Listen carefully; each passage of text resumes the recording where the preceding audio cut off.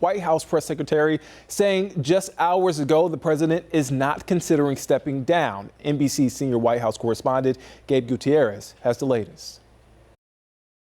Off camera at a Virginia fundraiser, President Biden apologizing for that disastrous debate, saying he wasn't very smart for traveling around the world a couple times before that showdown with former President Trump, and he quipped that he almost fell asleep on stage, adding it's not an excuse, but an explanation. The president returned to the U.S. from back-to-back trips to Europe 12 days before the debate.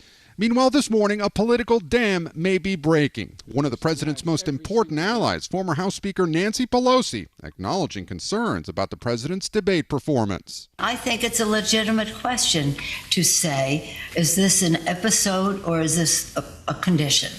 And so when people ask that question, it's completely legitimate of both candidates. Adding that both he and former President Donald Trump should take cognitive tests.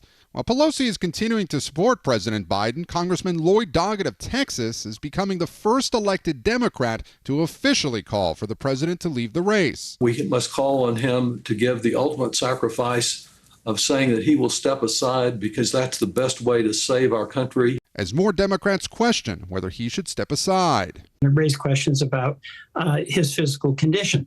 I don't think he's going to have a leg to stand on for very long. The Washington Post reporting overnight that former President Barack Obama has expressed concerns, privately telling allies that his former VP's path to the presidency has now grown more challenging, according to people familiar with the conversation, but that Obama has offered support to Biden. The New York Times reports that in closed-door meetings in recent weeks and months, several current and former officials noticed the president increasingly appeared confused or listless, or would lose the thread of conversations. I've got to say that doesn't look anything like the president that I know. When I deal with him, he's sharp, he's asking tough questions. As some Democrats look for a way forward, a new CNN poll suggesting that Vice President Kamala Harris may do slightly better in a matchup with Trump than Biden, though the difference is within the margin of error.